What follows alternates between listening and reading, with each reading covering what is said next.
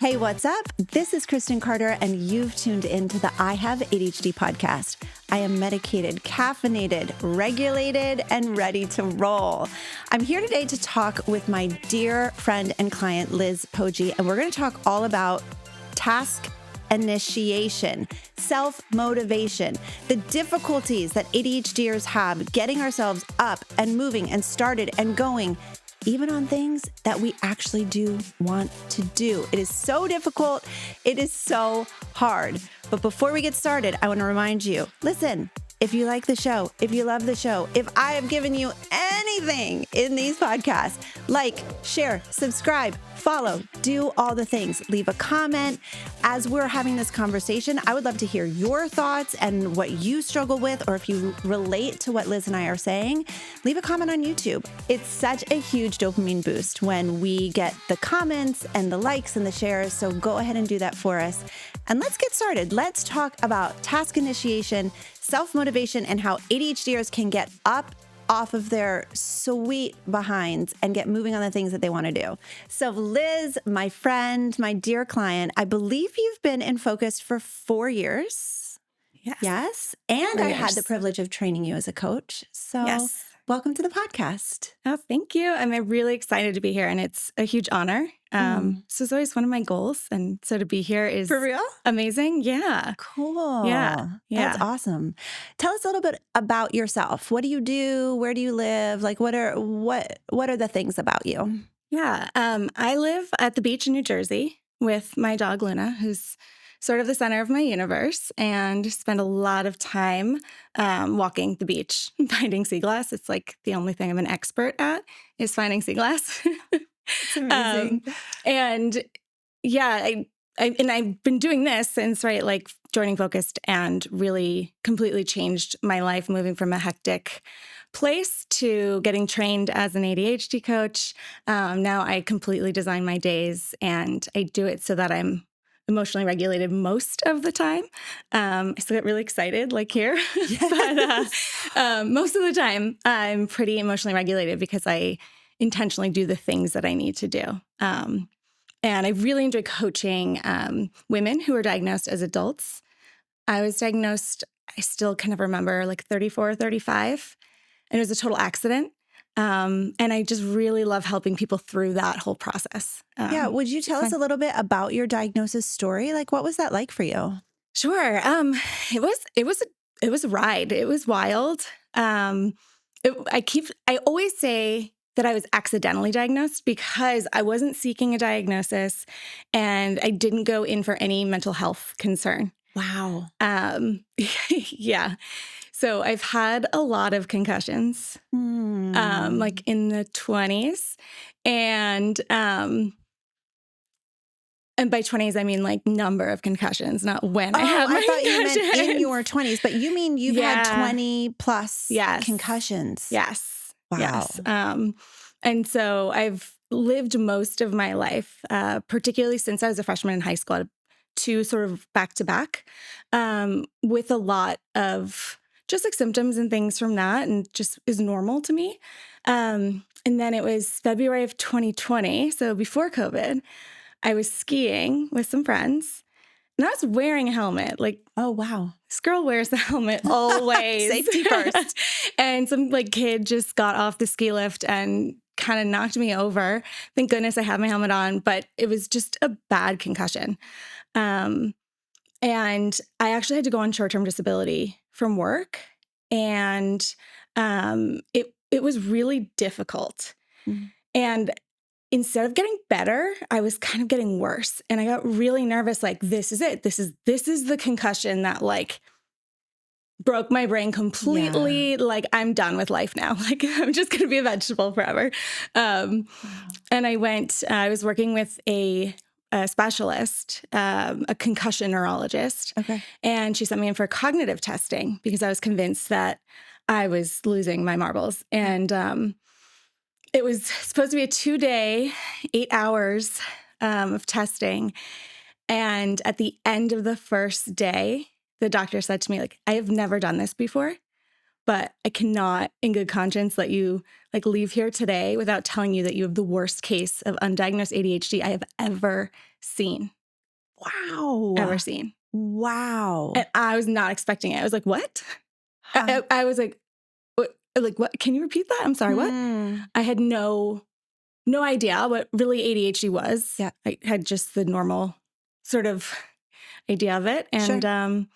yeah, and that's how it happened. That is wild. So I'm really curious if you had experienced ADHD symptoms prior to the concussions. Like that is something that you had seen, and then the concussions maybe like made it worse? Yes. Because, and my understanding for a true diagnosis of ADHD is that you have to have had presented with these symptoms before age 12. Right. And yeah, all of them. All like of the them there. spacey, the daydreaming, the time blindness, the room is always a mess. Yeah.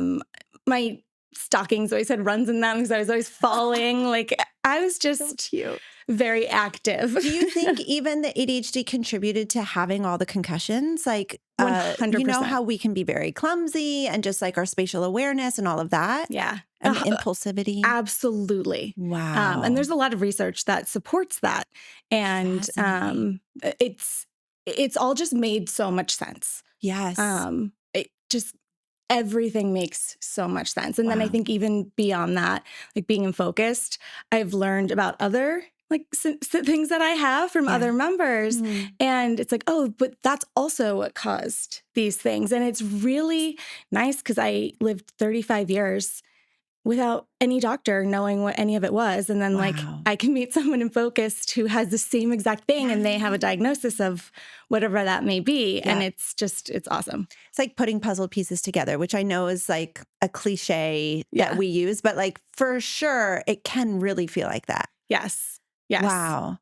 So how do you choose to treat your ADHD or like help your symptoms? Like what are the things that you have done, decided to do over the years to manage this worst case of ADHD that this doctor has ever seen? Worst case of undiagnosed. Okay, excuse me. Yes, undiagnosed. Again. So I actually didn't believe him at first. Okay. And everyone that I talked to was like, what are you like? You don't have ADHD. You're so smart. You have 3 degrees from Georgetown. Like, there's no way that you have this. You're like, too smart to have ADHD. You're like too smart. It's so frustrating to me. And like, look at all the things that you get done. Yeah. Yep. Right? Yep. And so I really resisted it for a long time. And again, it was joining Focused and like talking to other women who had that same issue. Like I had imposter syndrome about having ADHD. Whoa. I was like, I don't belong. I'm not allowed to do this. And and actually like a coaching tool for a long time was like, this is harder for me because I have ADHD. Yes. And then I was like, wait, that's not fair. Maybe I don't have ADHD. Wow. Because maybe there's other people who don't have ADHD and actually it's harder for them than it is for me. Yeah. So I joined Focused. I think it was about a year and a half. I tried some different medications. And I had to get a lot of coaching on that too, because I would tell my one-on-one coach, like, I feel like I'm cheating. Like, it's not fair. I think so many people are going to resonate with that because I feel, or I hear from a lot of people who think that it's like an unfair advantage. Yes. Rather than just like leveling the playing field. Yes. Like making it so that we're all starting at the same starting line. 100%.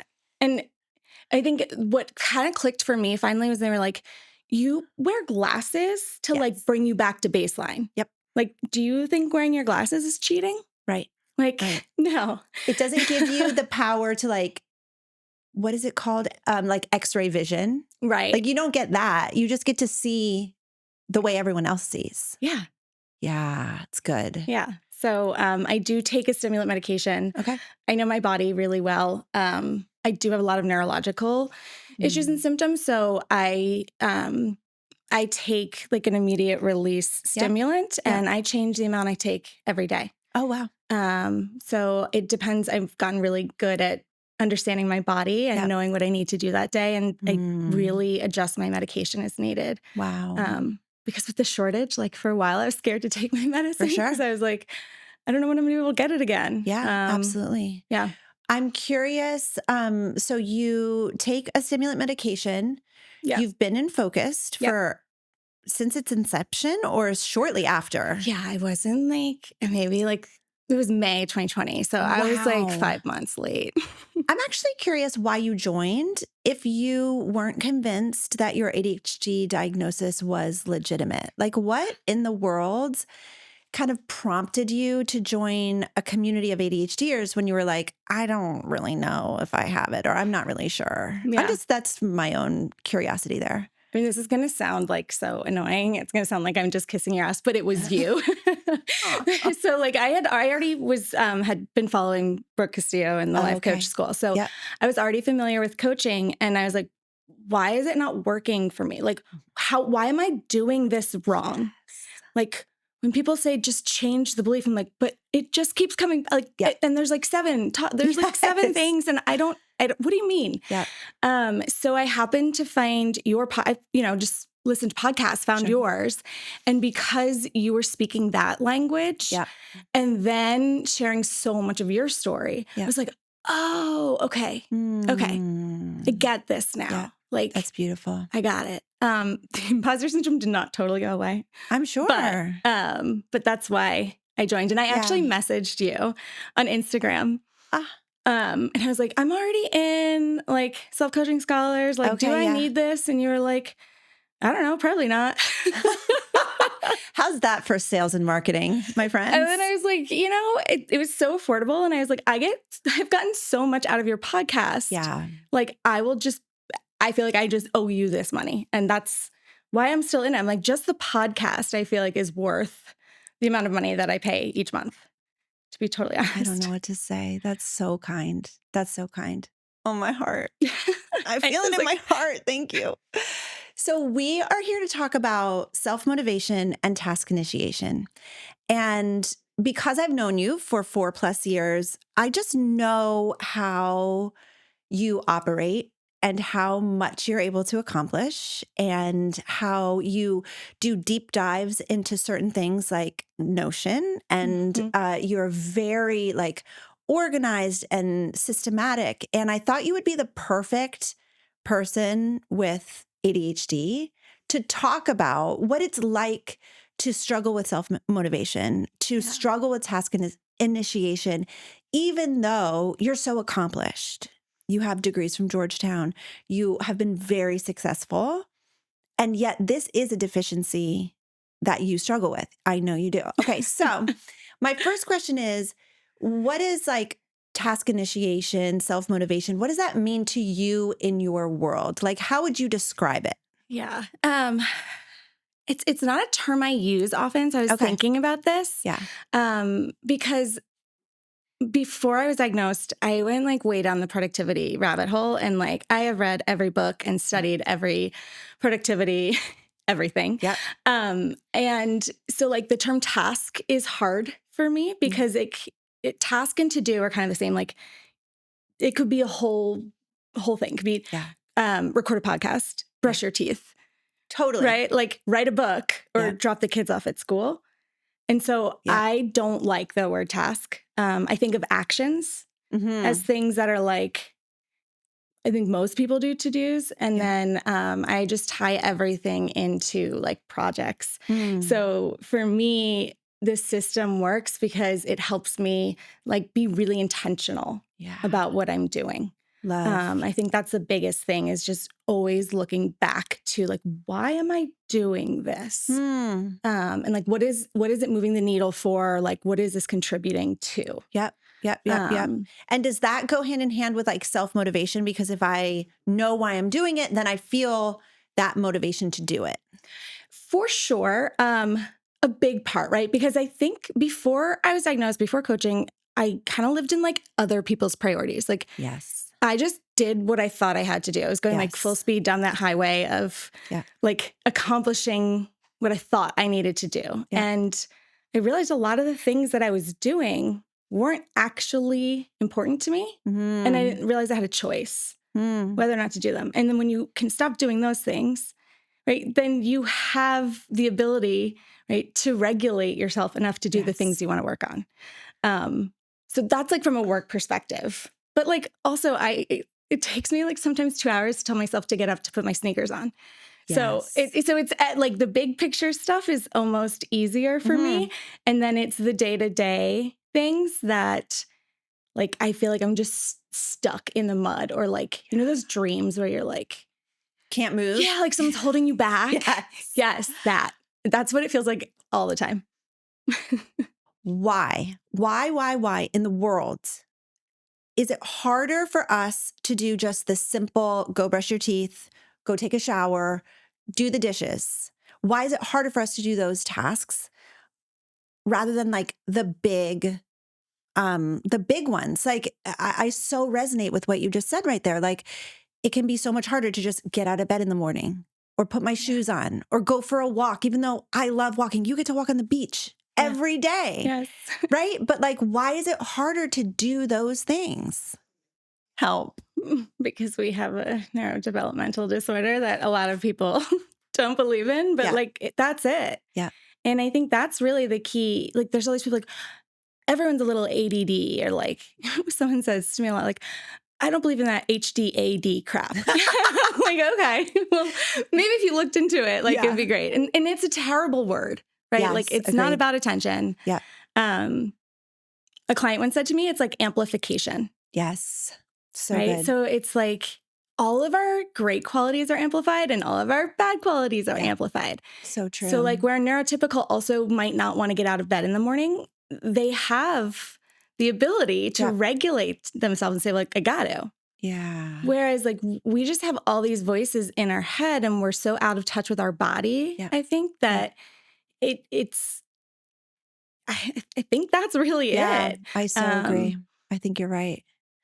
I'm curious, like, as you reflect on your life, where have you seen your deficiency in self-motivation and task initiation, like, really bite you in the butt? Like, where can you look back and, like, maybe share a story about, like, where it's been especially difficult, or where you're just like, I can see that that was not just me being lazy, not just me, not caring enough, but like truly task initiation, self-motivation, like was not allowing me to do the thing.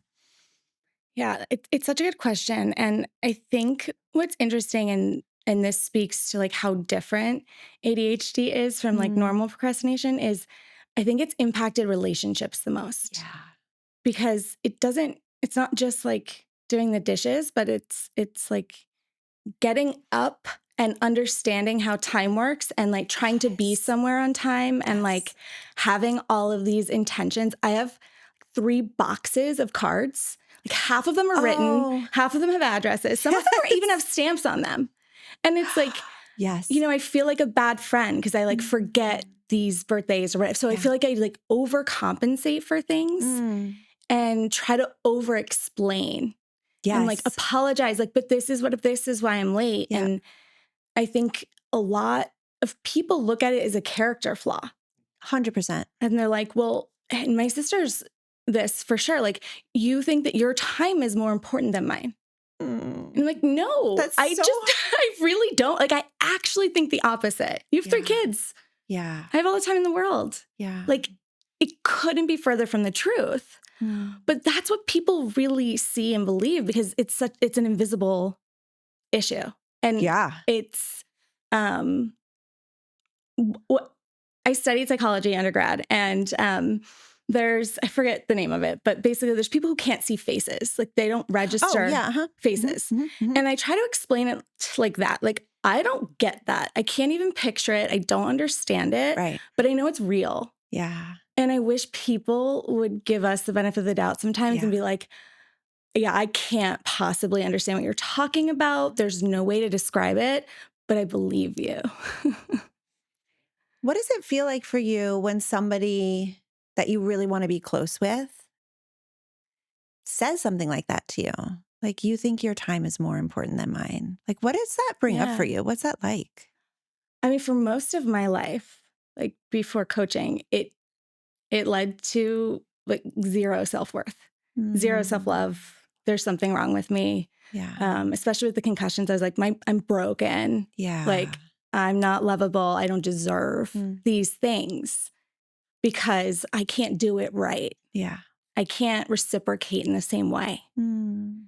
And I think that's been the biggest piece of coaching is just learning to value yourself, all the self-concept work we're doing right now in Focused, and just learning to accept and love yourself. Because when people say those things, like,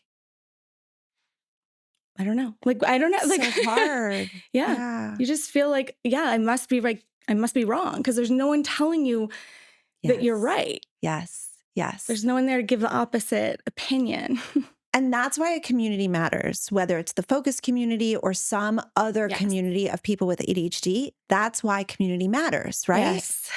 Yeah. So that you have other voices saying, no, there's like, we know that you are well-intentioned. Yes. And we believe that you have your sister's best interest in mind, and yet you still are incapable of getting to the place on time. Like, you're not going to do it. You're not going to get there on time. Yeah, I totally agree. That validation and acceptance and just it's like you found other unicorns and zebras and you found your people. And that's, in my like welcome packet for clients who come through Focus, I actually write like, it felt like coming home to me. It was like, oh, finally, like there's this place where I don't have to think about anything before I say it. I just show up exactly as myself. Yeah. And like the worst day I'm having, like that's when I go. Because like the people there just help you feel like it's okay. We got you. Yeah. Tomorrow's a new day. Yeah. And 9 times out of 10, it's like decision fatigue and like you're done. Your cognitive load is just so true. Over, and just go get some sleep. Just go get some sleep.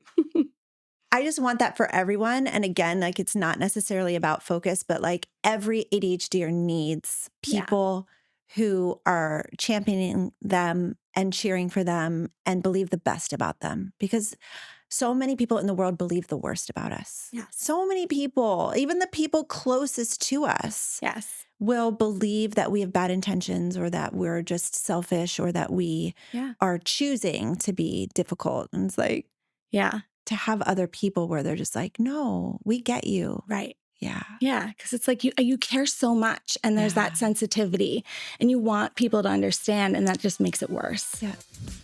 Everyone with ADHD knows what to do to improve their lives. You go to bed at a reasonable time and you wake up early, make a list, cross the things off the list in order, manage your time well.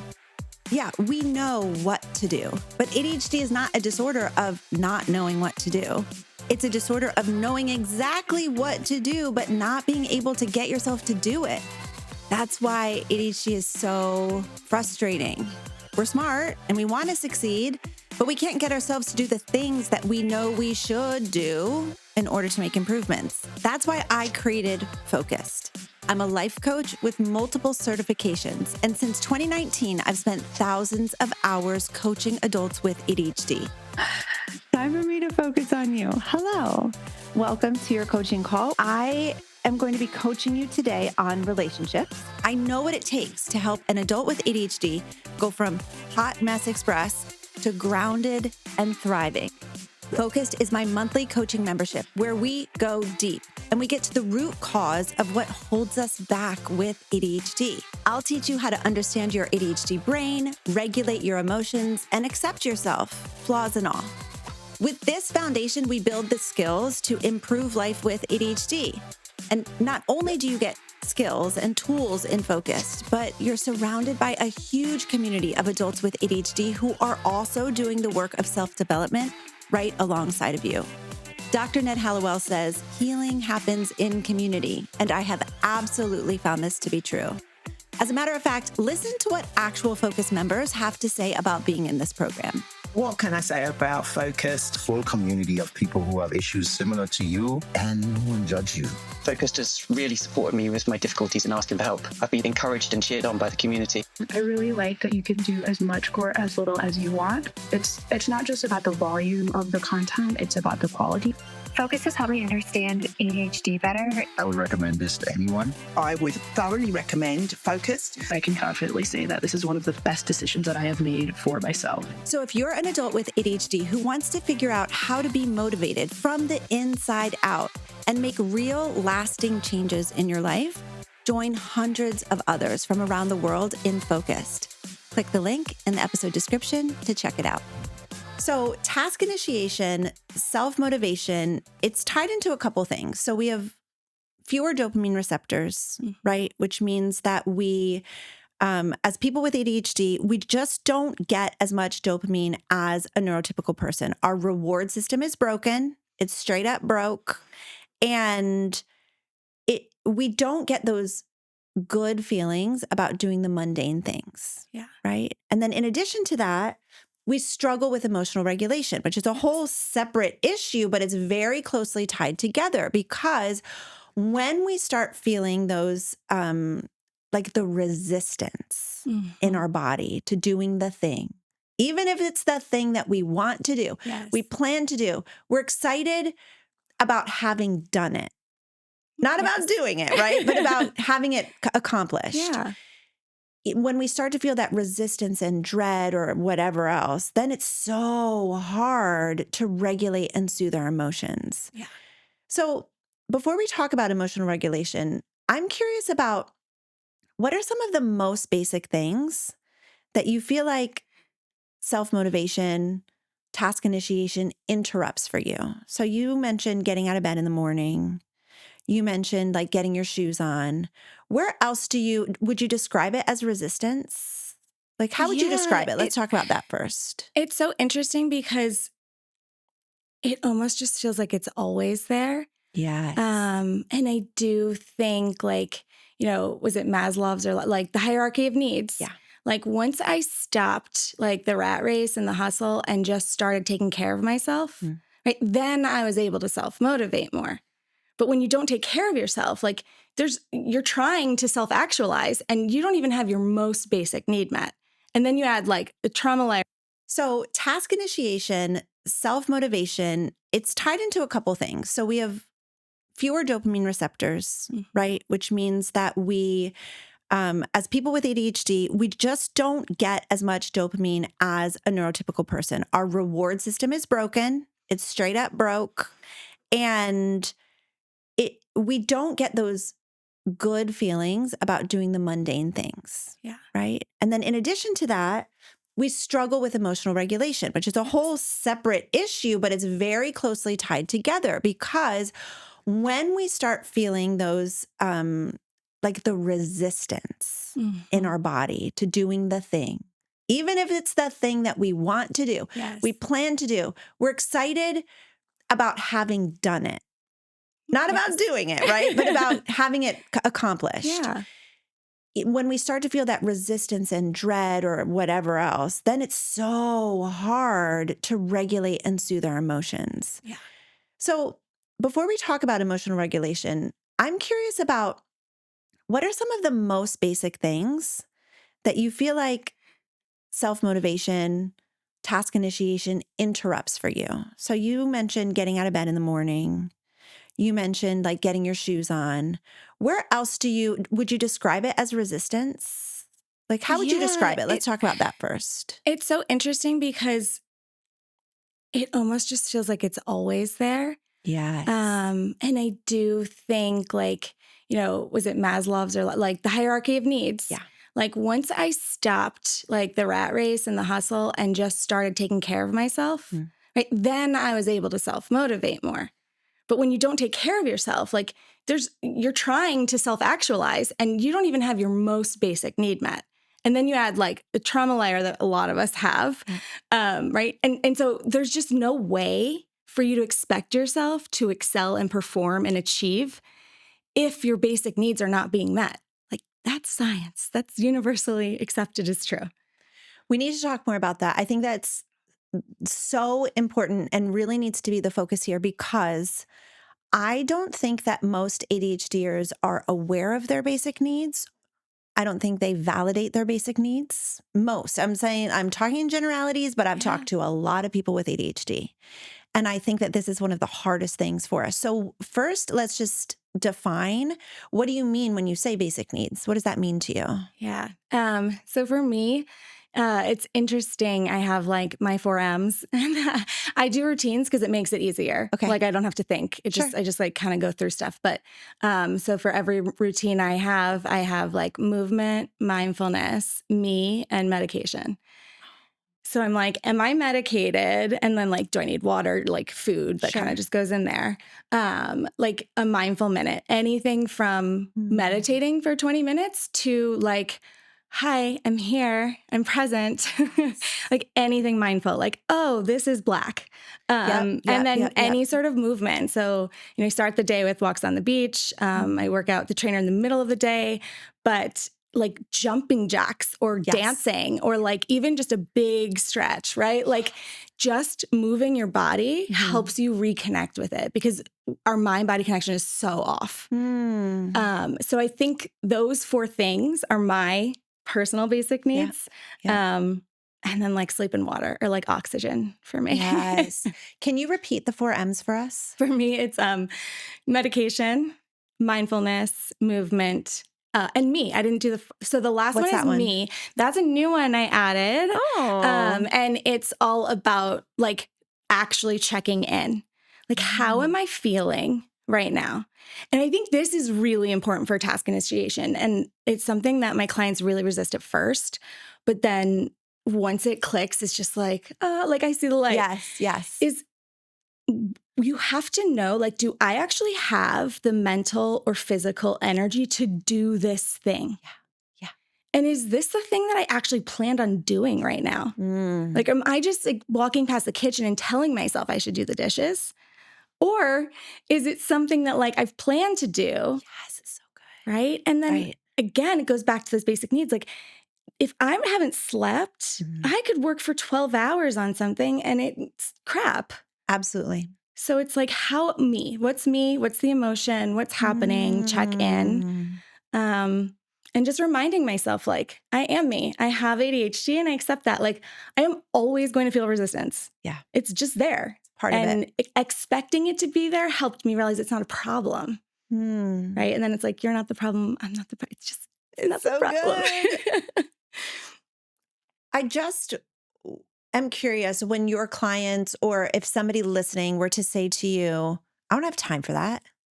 I have so much going on. There's so much, like everything is on fire. I've been using that term so much recently. Like everything feels like it's on fire. I don't have time for 1 M, let alone 4 M's, Liz. Like, how am I going to sit and be mindful when I feel like everything is urgent and nothing is getting done? Like, what's your response to that? My response to that is, and because I have a lot of privilege, I don't have kids, like I only have to take care of me, and like taking care of my dog is a lot. So even then, especially with like chronic illness, like some days these things look different. Some days my movement might be 2 hours, and sometimes it might be 2 seconds. Yeah. But it's just that touch in of like reminding yourself, like, I'm important.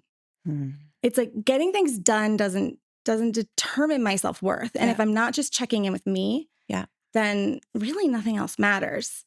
That and like, I really wanted to get out of the productivity thing. And I've gone full circle back to like the art of productivity is what I call it now. It's like a play on David Allen's Getting Things Done.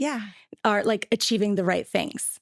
Love. So like all the essentialism and effortless, like all of that work, like achieving the right things. Because often when people say they don't have time, they're just lying. They don't know they're lying. Tell me, what do you mean? Like they're lying to themselves. Yeah. Because they think they don't have a choice. Yep. And the truth is, like, you always have a choice. And I think it's harder for a lot of people. Like, if you don't have money, if you don't have support, if your basic needs aren't met, if you're 100%. taking care of kids, like, it's harder for people, but you still have a choice. Yep. And once you recognize that, like, you shift out of like the world is happening to me into like, I am in charge of my own world. Right? Like there's this great big world around me, but like I can only control what's right here. Yeah. And if I don't control this, then all those other things I'm doing don't really matter. So that reminds me of what you said, where it's like, we're trying to self-actualize and like get ourselves initiated on tasks that we don't actually even care about. Yeah. Or that aren't our tasks to begin with. Yeah. Can you say more about that? Like, why is it important to know what tasks matter? Yes. And that's like, you know, my brain tangents, like going back to like the achieving the right things. Yes. Love. And so I went back to productivity because that's what people want. People don't want to learn how to love themselves. That's not like something we can say. It feels really selfish. Yep. I couldn't even say it until like 3 months ago.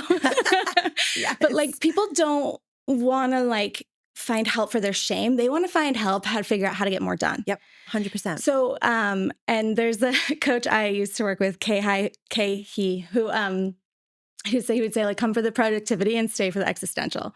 Oh, I love that. And mine's like, come for the productivity and stay for the self-acceptance. Like, Yes. I get them in by telling them they're going to be more productive. Yeah. And then I think the key is saying like, when you rest, you are more productive. 100%. Like there are all of these laws. There's the Pareto principle, right? 20% of what you do is responsible for 80% of the outcomes. Wow. Right? There's Parkinson's law. Like things will expand to fit the amount of time you give them, right? There's all of these things that we know are true. And so when I can like get people to understand that and reluctantly like rest and take care of themselves. It's very reluctant at first, but they're doing it because they think it's going to make them more productive. Yeah. Yeah. And then like it takes a while. And most people like that's enough. Yeah. They just learn to rest and then they're productive and that's great. Yeah. And then the people who go to the next level, it's like, oh, wait, I can actually learn like I need to rest not to be productive, but just to be. Because I deserve to human. rest. Yeah. Because I'm a human. But like I don't start there because most people don't care. I totally agree. I think that it's actually off-putting to people. Yeah. Yeah. Yes. Yes. Especially being single with no kids. People are like, great, you love yourself. Right. Awesome. Like, oh, easy for you. Yes. Yes. I think it's just so poignant to discuss all of this because you're so right. Every ADHDer wants to be more productive, but they think that just getting themselves to do the thing and like, I just got to do it is the way. And then I always love to ask like, so how's that been working for you? Like, is it working? Because if it is, we probably wouldn't be having this conversation. Right. So how about we try something new? Like not hating yourself or not doing things you don't care about. Yeah. So let's talk about that. Like not doing things that you don't actually care about. How do you help clients or how have you helped yourself to pinpoint what actually matters to them and drop the things that are other people's expectations? Because just before you go there, I think it's so important to recognize that we can't task initiate and have self-motivation for everything. Right. And for everyone's stuff and for everyone's expectations. And that's what a lot of us are trying to do. Yes. So I want to have motivation to do something that I don't actually care about. And it's like, wait, that doesn't make any sense. Like, I don't want to do it, but I want to feel motivated to do it. What? Like, it doesn't make any sense. So how do you help people with that? That's such a good question. And I love your last question. That's the one that's kind of changed my life the most. Like, how's that working for you? Yes. Right? Like people come and they want you to like, they think that you're going to tell them what to do. And it's like, no, let's just like let you figure this out because like, you know, better than I do. Yeah. But I think genuinely people don't take the time to slow down and even know. And especially like for being a woman who was undiagnosed for so long, I thought I knew what my priorities were. Like I thought I knew what was important to me. Like I've done all of that, but I didn't. Yeah. And so I think that's a process. Like Agreed. That's like, you know, there's the medication and we can give you like coaching tools and strategies and like scaffolding, but like getting to what I really like need and want and care about. Like, I think you have to have like a deep one-on-one relationship with someone to get to that point, to be honest. Yeah. And I think that is like the work of our lives. That's not like sign up for my 6-week program and like I'll help you know what your values are and like what you want out of your life. Like this is the work of being human. The work of being human. And I try to remind people like some people will go their entire lives and never even know that this stuff exists. So like you're like layering on this shame and like mad at yourself that you can't get it right. But like most people aren't even trying to do this. Like give yourself some credit there. Yeah. And like, it's only the work of your life if you want it to be. Yes. Like you can stop at any point So and true. say it's good. This is good enough. Yeah. Like you get to decide that. Yeah. That's so good. Whew. What do you think one of the biggest barriers is to having self-motivation? What do you see, or like task initiation? Like what are the biggest barriers that we face? Yeah. I think a lot of it is living in reaction mode. I think when you can intentionally plan things, you can use a lot of those productivity tools to like create routines and habits so you make things easier. Yeah. So you don't have to think about it. Yeah. And everyone has a different level of structure, right? Some people want a lot, some people want none, but understanding your brain, like how does my brain actually work, and kind of experimenting with it. Like, did this work for me? Did that work for me? And putting in the time to figure that out. Yeah. And then it gets easier.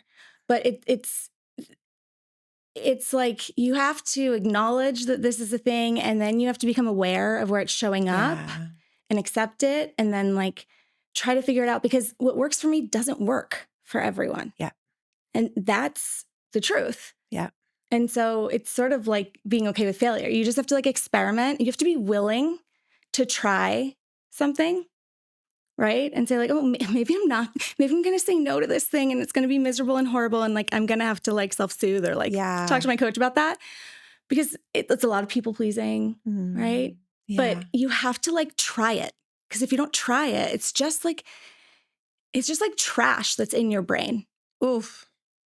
And That's it's a just word. like circling, and like your brain can't function. You can't self-motivate. You can't do those things if your brain is like telling you, I'm overwhelmed. I can't do this.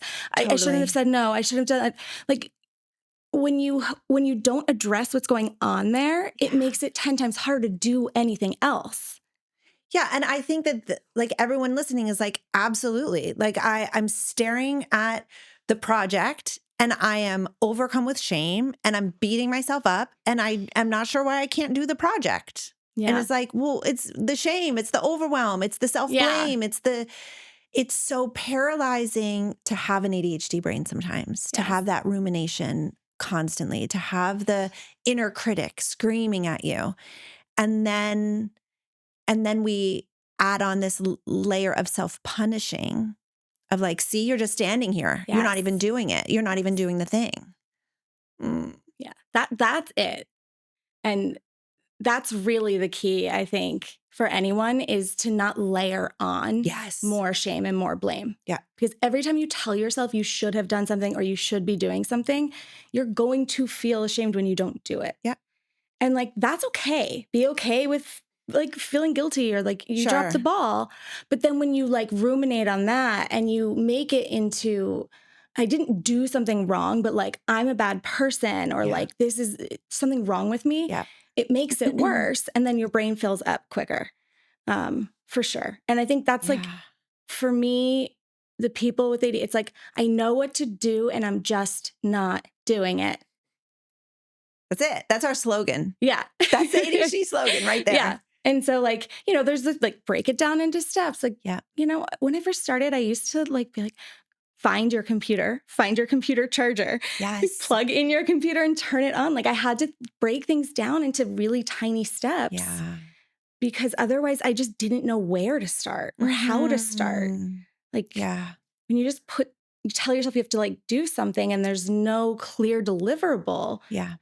How do you self-motivate because you don't even know what you're trying to do, really? And then you yell at yourself for not knowing what to do, but you haven't figured out what to do. Yeah. Right? Like, I should know what to do. Why are you doing? And it's just like, baby, just chill for a second. Yeah. And then you freeze. And then like, okay, we already have a diminished capacity. Yeah.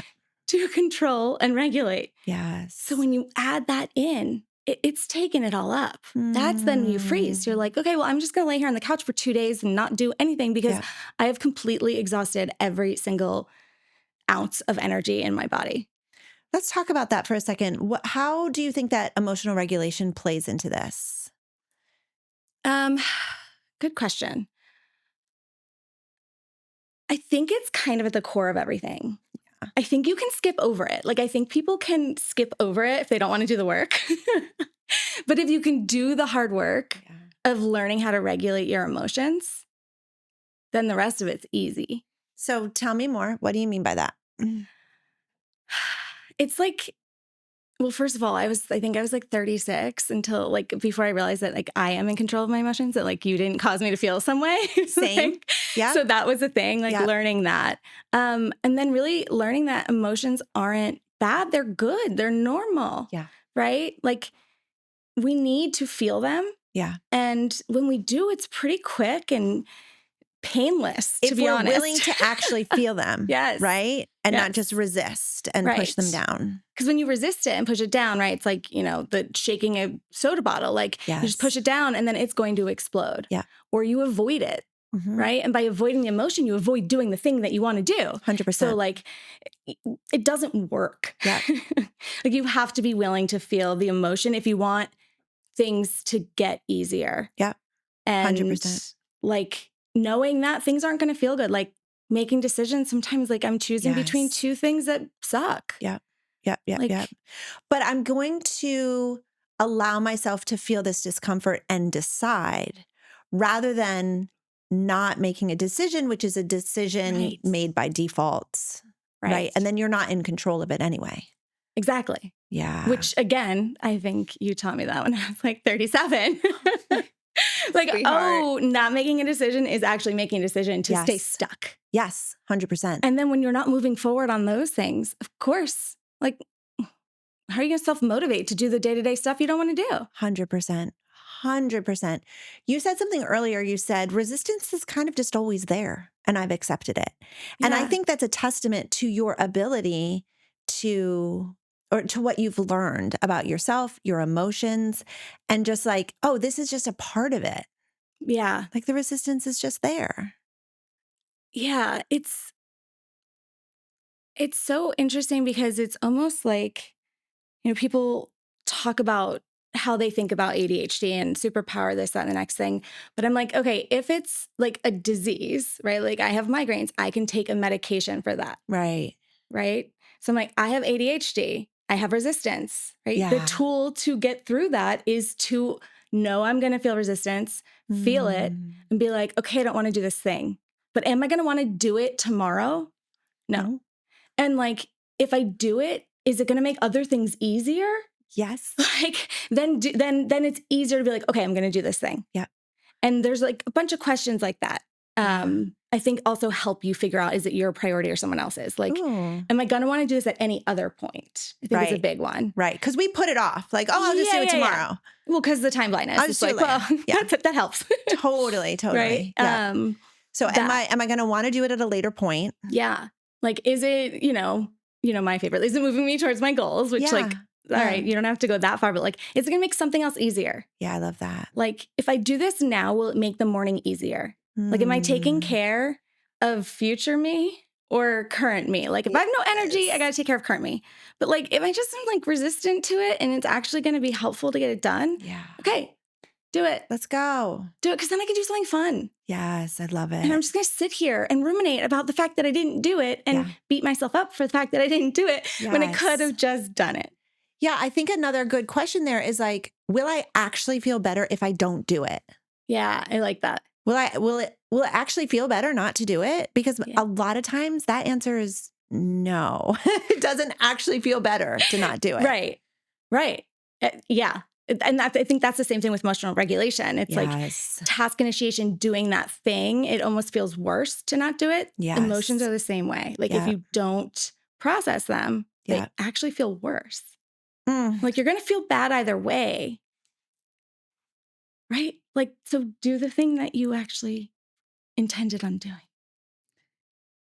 Like what a perfect note to end on. You're going to feel bad either way.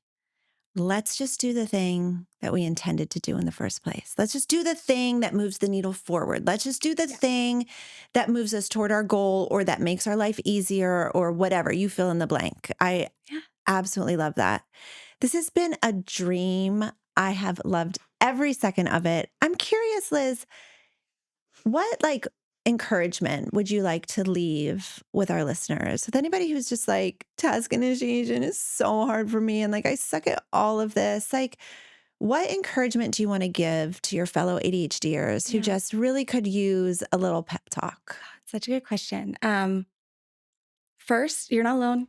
You're in good company, right? Kristen Carter feels this too. 100%. Right? And there are so many free resources. You don't have to join a community. You don't have to get a coach. Just listening to a podcast can help and serve as a body double to help you get that thing done. So good. So half the time I don't want to do something, I just put on the podcast and it just helps me get through it because I just feel less alone and less broken. So good. Oh, it's such good advice. How can people find you? If they're listening to you and they're really inspired by what you say, how can people get in touch with you? It's pretty easy. It's my name, Liz Poggi, Poggi. So lizpoggi.com or Liz Poggi is my Instagram handle. And it takes me a while to respond sometimes because it's I have ADHD or something, but the girl has ADHD. Okay. But pretty easy to find me. That's great. We'll link it in the show notes. Thank you for being here. I adore you. Thank you. I'm so glad that you were here. It's surreal. It still feels like a dream. That's so fun. Thank you so much.